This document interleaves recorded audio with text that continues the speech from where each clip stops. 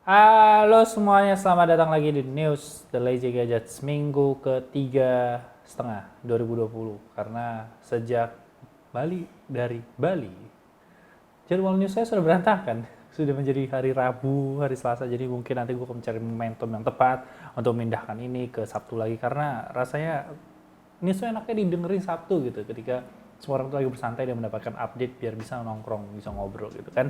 Jangan lupa follow Doji Gadgets untuk berita lebih update, karena gue akan ngepost hari itu biasanya 3, dan jangan lupa follow Doji Tip, consignment store kita yang harganya oke banget, banget. Jadi kita langsung mulai dari news yang pertama aja, itu datang dari Instagram Lite. Jadi Instagram Lite kan sebenarnya ada salah satu aplikasi yang dulu tuh ada tapi hilangin dan sekarang ada lagi. Nah, Instagram Lite ini itu size-nya cuma 2 MB. Ini bakal oke banget buat kalian yang punya HP-HP yang terbatas gitu storage-nya. Nah, Instagram Lite ini juga yaitu apa ya, bisa dibilang menariknya adalah fiturnya itu dipangkas semua, jadi nggak ada IGTV, nggak ada Reels, dan nggak ada shopping. Jadi isinya itu cuma feed dan juga story. Dan menurut gue ini oke banget karena untuk orang-orang kayak gue yang nggak peduli sama shopping, untuk gue yang peduli sama Reels, sama IGTV, walaupun kadang tuh ada IGTV yang menarik, ya ini akan menjadi satu alternatif aja. Maksud gue bukan karena gue mau pelit storage, tapi emang karena gue nggak peduli sama beberapa fitur itu. Oke, jadi satu lagi yang mungkin mengganggu adalah nggak ada AR, jadi nggak ada tuh efek-efek filter di IG Story itu kepake banget sih buat gue. Next kita ngomong dari WhatsApp, di mana WA Beta Info juga memberikan informasi kalau WhatsApp web dan juga WhatsApp desktop itu sekarang udah bisa melakukan call dan video call. Jadi di pojok kanan atas ketika kalian klik nama orang, itu di sebelah si magnifier yang buat search message, nah itu udah ada dua tombol itu, dan nanti ketika kalian klik dia akan muncul pop up kalau call itu agak panjang dan video call itu agak gede, karena harusnya mau menampilkan muka orang. Tapi karena ini masih masuk di beta, ya cuma beberapa orang beta aja yang baru bisa coba hal ini. Nanti kedepannya akan dibagikan lebih rata lagi. Ditunggu saja update-nya. Biasanya kalau udah masuk beta, harusnya dalam waktu dekat juga akan rilis. Ketiga kita masuk ke Samsung. Jadi Samsung ini baru aja bisa dibilang lebih ke Epic Games. Jadi Epic Games itu baru aja mengirimkan beberapa influencer sebuah kotak yang terlihat seperti boxnya MacBook mungkin, dimana di depan tuh tertuliskan Free Fortnite, dan ini tuh isinya adalah sebuah jaket dengan logo lama dengan warna pelangi ala Apple dengan tulisan Free Fortnite, dan juga sebuah Galaxy Tab S7, dan ini dikirimkan ke influencer dan sebuah surat yang menyatakan kalau Fortnite itu adalah salah satu game adalah best game untuk di Samsung App Store kemarin. Jadi kayak ini tuh tentu saja kita tahu arahnya adalah menyerang Apple karena tidak ada lagi Fortnite di App Store, kurang lebih seperti itu. Jadi menariknya adalah kalau kalian lihat ya, kalau Fortnite ribut, Epic Games ribut sama Apple, yang diuntungkan tuh Samsung karena paling dekat tuh rivalnya tuh Samsung. Kalian lihat lagi kalau US ribut sama Huawei, yang diuntungkan tuh Samsung. Yang meledak penjualannya Samsung karena orang-orang jadi berpindah dari Huawei ke Samsung. Jadi tuh jadi Samsung tuh kayak lagi hoki banget di 2020 ini gitu. Nah, next kita ngomongin Samsung sendiri, ini adalah varian warna dari S21 series. Ini dibagikan oleh Evan Blass dari website dia yang biasa The Voice yang memperlihatkan beberapa desain. Di sini kita udah sesuai yang di leak, itu S21 itu bakal flat design, dan ini bakal ada 4 warna. Jadi bakal ada gray, white, pink, dan juga violet. Dimana Phantom Violet, semua itu bakal pakai nama Phantom, dimana Phantom Violet ini sendiri dia itu kayak ungu yang digabungkan dengan rose gold, yang pink juga kurang lebih seperti itu. Salah satu varian warna yang cukup menarik buat gue pribadi di S21. Sedangkan yang S21 Plus warna itu jadi 3, itu cuma silver, black, dan juga violet. Dan di S21 Ultra itu warnanya jadi 2, itu cuma silver sama Phantom black. Sebenarnya untuk S21 Plus mungkin karena gue udah lebih sering lihat dibandingkan Ultra, itu menurut gue udah lebih bisa gue terima secara tidak sadar gitu. Desainnya itu menurut gue lebih baik gitu. Tapi ketika gue lihat S21 Ultra, itu desain kamera itu cukup besar bagian belakangnya, kayak ngambil 1/6. Jadi somehow itu kayak jiwa-jiwa tuh masih merontak gitu, kayak nggak menerima kalau desainnya seperti itu, kayak terlalu tebal untuk bagian kameranya. Nah, moving on, S Pen di S21 Ultra juga somehow tuh dari konfirmasi dari Tiemro atau kepala divisi Samsung smartphone lah gitu kurang lebih. Dimana kemarin ketika mereka sedang memberikan sedikit press, dia menyatakan kalau mereka itu akan membawa aspek favorit dari Note series, atau kita bisa tahu itu adalah S Pen, itu akan dibawa ke device-device lain. Jadi harusnya nanti di Z Fold yang ketiga akan ada S Pen, dan juga di S21 itu bakal ada S Pen. S21 Ultra lebih tepat ya. Jadi ini bukan hal yang menarik Tapi kalau kita ngomongin S Pen sendiri, tentu aja Note 21 ini menjadi salah satu rumor simpang siur yang paling gede untuk di tahun 2021 mendatang. Karena banyak banget yang bilang Note 21 tuh nggak ada. Tapi ada satu bocoran dari yang katanya orang dalam itu menyatakan kalau Note 21 itu bakal tetap ada. Kalau kita mengikuti rumor-rumor sebelumnya, Note 21 juga kabarnya bakal ada satu varian aja. Jadi nggak ada Plus, nggak ada Vanilla, nggak ada Ultra dan segala macamnya. Karena akan ada Z Fold yang mungkin akan mengisi itu. Jadi cuma Note 21 doang, tok satu varian. Bahkan Mauri QST, seorang leaker juga menyatakan kalau Note 21 untuk sekarang dikonfirmasi size-nya itu bakal 6,9 inci. Jadi kita tunggu aja apakah Note 21 tetap ada atau memang akan diganti sepenuhnya dengan si Z Fold, di mana Note 21 perannya akan diambil oleh S21 Ultra sebagai smartphone yang paling besar dengan adanya S Pen. Nah, lanjut lagi kita bisa ngomongin Galaxy Buds Pro, salah satu tvOS yang harusnya akan dirilis bersama dengan si Samsung S21 nanti. Di mana Galaxy Buds Pro ini dari Redditor yang namanya The Bone, itu dia menemukan beberapa fitur yang belum di-announce. Yang pertama adalah dia bakal punya 3D audio atau semacam spatial audio yang ada di Apple. Jadi ketika kalian menonton sesuatu itu bakal surround, ketika kalian mencoba bergerak itu bakal mengikuti gerakan kepala kalian. Nah, salah satu yang gue suka adalah namanya Voice Detect. Dimana Voice Detect ini salah satu fitur yang gue rasa perlu banget di semua tvOS dan juga semua handphone wireless. Ketika kalian berbicara, ketika mic-nya itu menyadari kalian itu sedang berbicara, dia kan secara otomatis menurunkan suaranya. Jadi kalian tuh nggak usah yang namanya nge-pause, kalian tuh nggak usah melakukan gestur, kalian tuh nggak usah ngelepas headset. Menurut gue itu akan membantu banget. Ini akan jauh membantu dibandingkan kalian lepas untuk nge-pause. Walaupun itu tetap harus ada gitu, tapi ketika kalian bicara, kalian nggak usah lepas, dia akan low power, maksud gue akan low volume, itu dengan otomatis kan dengan gampang bisa berbicara. Ini adalah dua fitur yang nantinya akan di Galaxy Buds Pro karena dia juga ANC juga. Nah, selanjutnya kita bakal ngomongin Exynos 2100. Nah, di mana Exynos 2100 ini kan udah dikonfirmasi oleh Samsung sendiri, itu bakal di 12 Januari 2021. Ini pasti beberapa bulan kemudian gue akan mulai kagok antara 2020 dan 2021.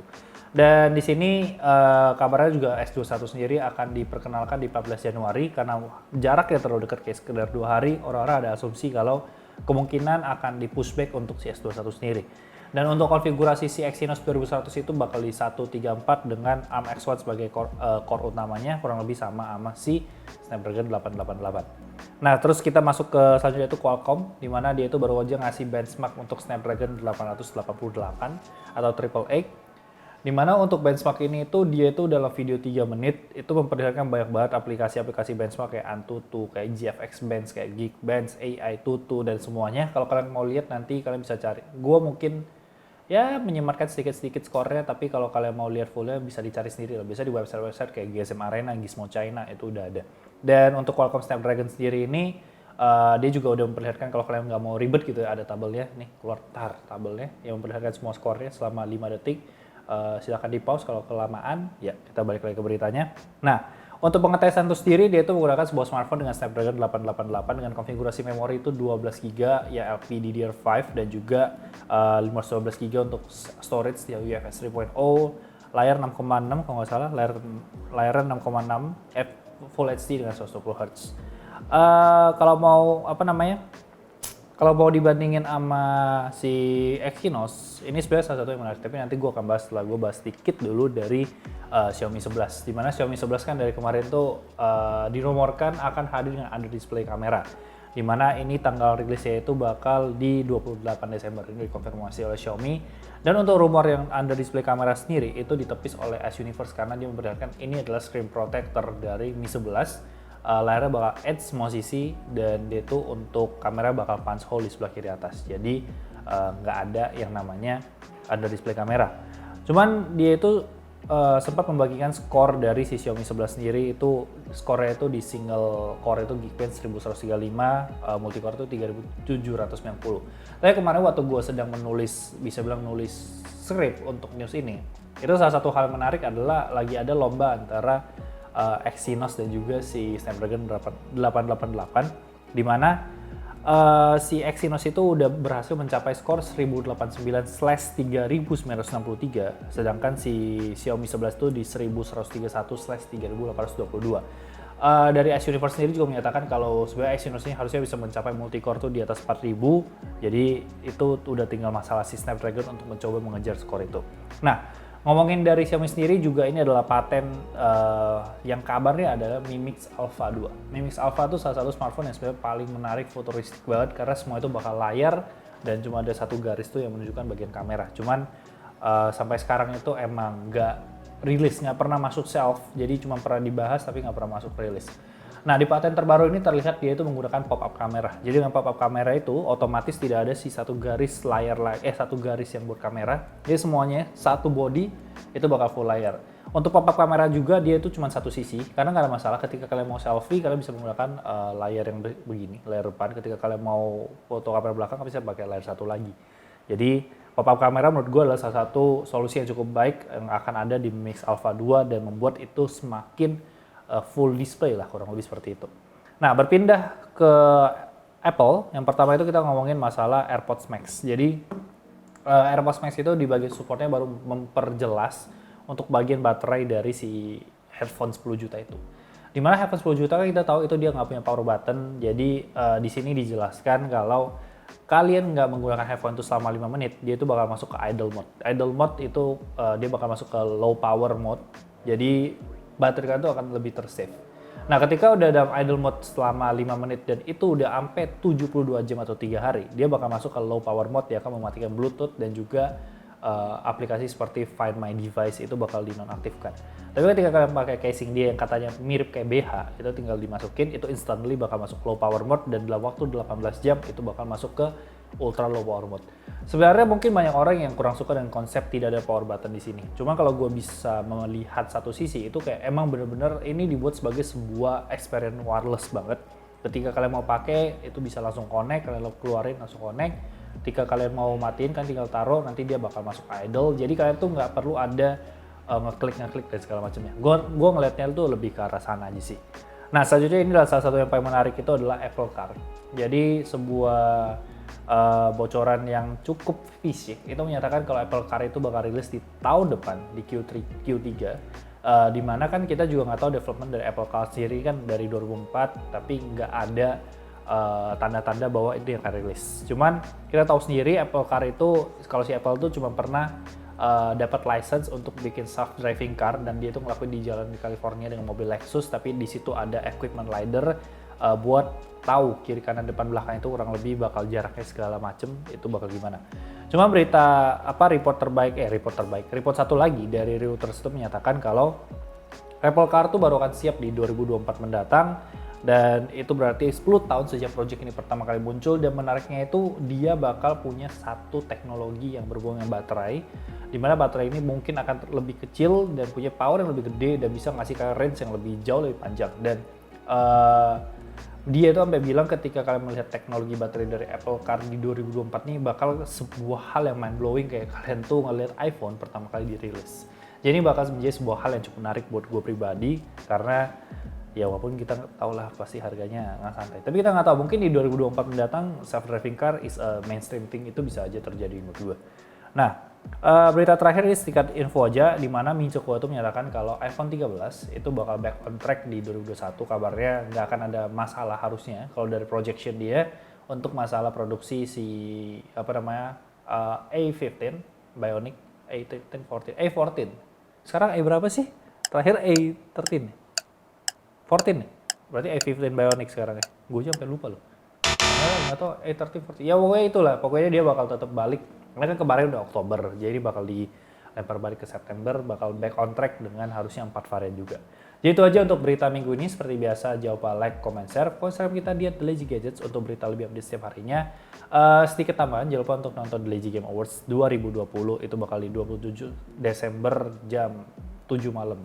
Premier 28 Desember jam 7 malam. Harusnya tadi gue ngomong di awal cuma gue lupa. Jangan lupa follow Instagram gue di Jori Leonardo O-nya 2. Jangan lupa subscribe. Thank you so much guys for watching and I'll see you next time. Bye bye guys.